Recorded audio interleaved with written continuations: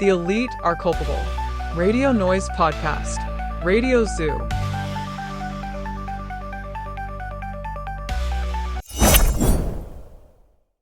In the marshlands, a certain lady from Jidamir, named Valentina Kogut, who currently resides on the periphery and is accused by the swamp regime of discrediting their army, as if this motley assembly of terrorists and thieves could be discredited any further than they already are, although perhaps the orcs attribute a different meaning to this term, believes that behind many global events and this war between the Horde and Ukraine stands the Jewish elite.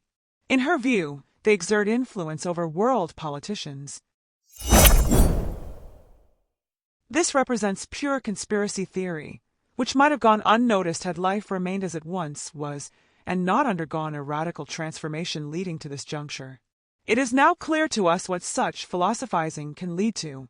We understand that these societal sentiments and beliefs lay the groundwork and create the conditions for the perpetration of crimes by those in power and justify their ineptitude.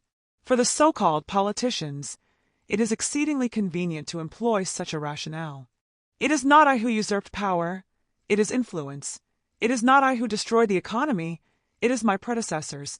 It is not I who committed crimes against humanity, it is a necessity of defense, a temporal anomaly, a paradox, a deep state, reptilians, and ultimately the Jewish elite. The criminals, those who directly carry out the acts, will always find justification in the criminal order. I am not to blame.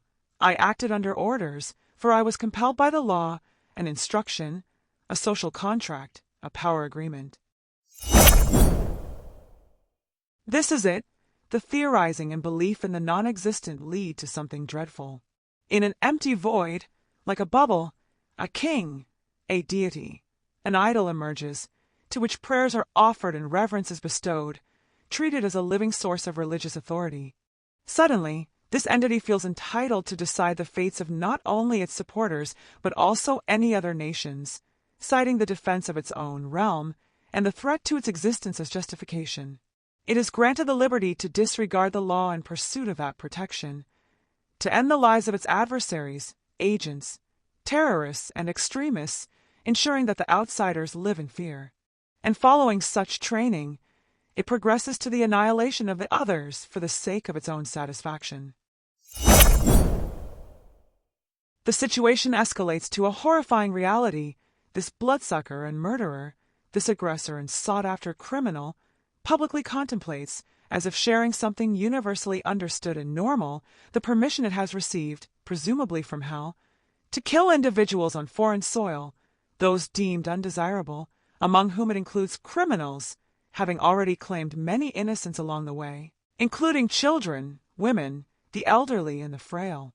I ravage and burn a foreign land while simultaneously passing judgment, condemning and executing sentences. For this is within my power. I have been granted this right. With me are the people, the party, the God. Thus, I disregard the law, dismiss your international regulations, waging a war of conquest and genocide, yet you, fools, are obliged to provide me with the protection outlined in this law and this right. You must heed my voice, for not everything is so straightforward, and one must listen to the other side. You bewildered simpletons.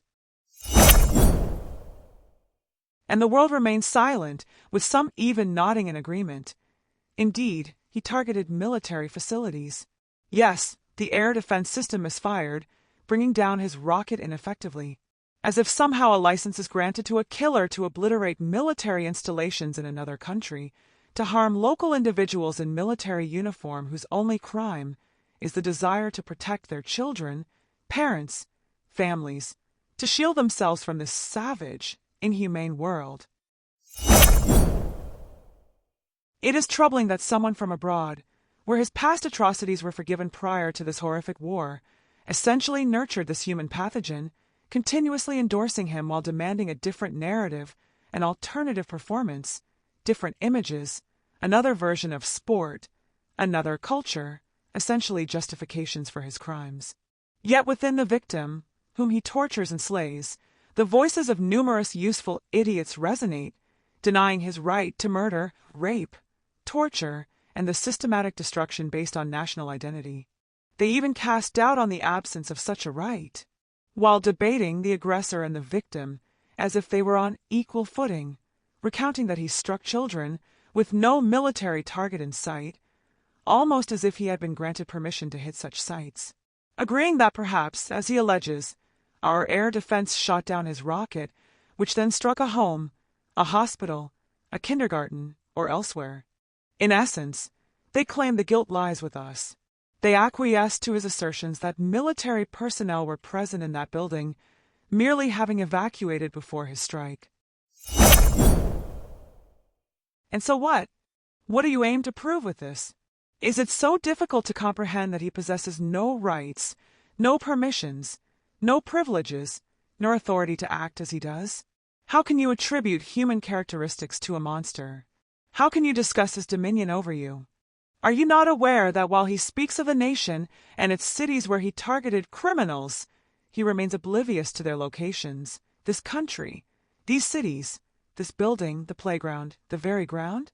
He is driven solely by one certainty, that all of you must be annihilated, for your love of freedom, your bravery, and your defiance have obstructed his path to defend his world.